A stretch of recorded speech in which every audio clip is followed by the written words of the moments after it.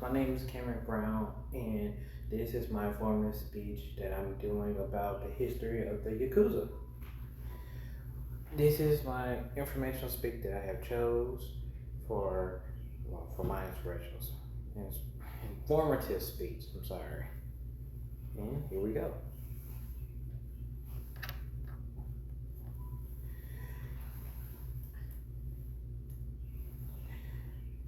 The Yakuza actually means good for nothing.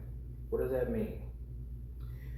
Good for nothing means worthless or useless or not adequate enough, which comes from a bad hand in blackjack or barrelcraft, which is 8, 9, and 3, which total altogether is 20. And we all know that, you know, if you get 20 in blackjack, you lose your money, or crab, you get 20, it's not so good, but it's also not so bad. But anyway,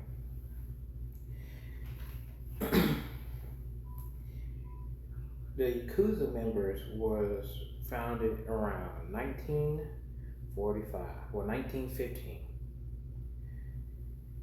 by the member of Yamaguchi Haraguchi. But it was after World War II when the atomic bomb, little boy, and fat man dropped on Nagasaki. Sorry. They didn't total around enough members until 1920. That's when their members were fully established and the families were born. The speech it showed me was that how Yakuza come up from just bandits and masterless samurai into actual influential and crime syndicate. So, why don't we go through the history and talk about the Yakuza?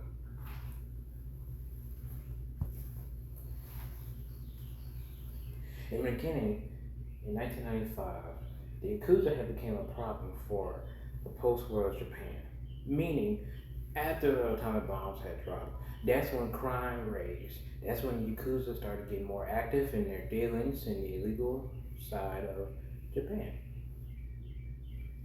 Around 1958 through 1963, their numbers had started to grow, whereas they started to recruit dock workers, political figures, to join the group, either through strong arm, force, or some joining by choice,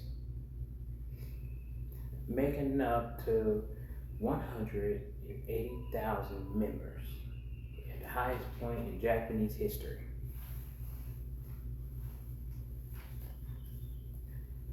Around 1972,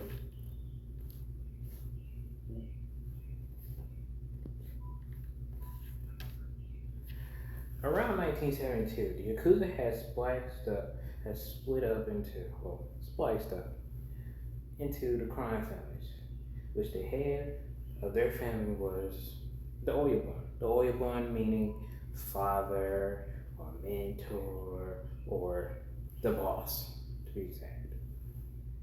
See, they did it like how the Italian mob would, how they have the Don, then it'd be the subordinates, then the underboss, and then the soldiers.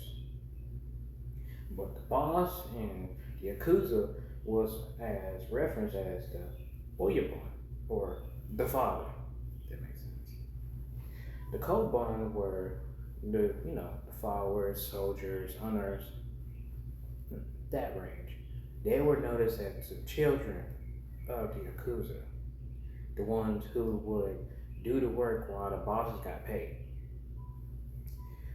And especially if any of them would get out of line or betray the clan that they were under. For example, if let's say if you were in the Momochi clan and all of a sudden you betrayed the Momochi clan by, say, one of the rules is you can't go after another family clan unless the big boss tells you. You do it without telling him or him telling you.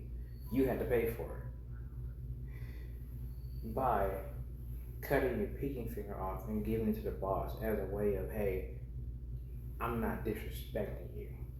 I'm gonna make sure that me doing this is my sign of loyalty to you.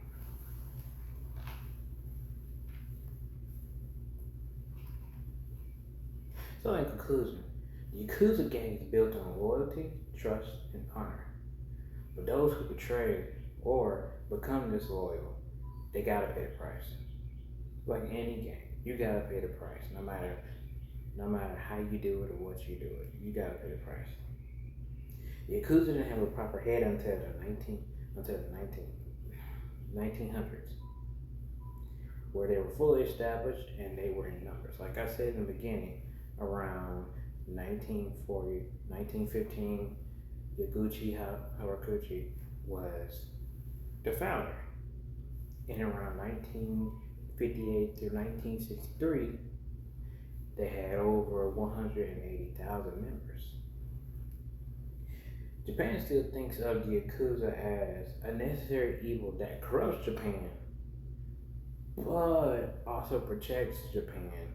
But also, Yakuza uses that as a cover up so that just in case, we get in trouble, we can still have something to fall back on to where it covers us from running illegal businesses like drug running, prostitution, casinos, laundromats, and also legal businesses like politicians, security, and disaster relief.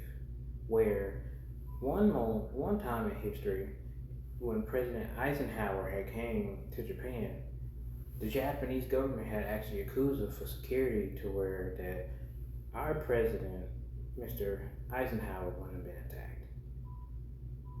But that concludes my speech of the history of Yakuza.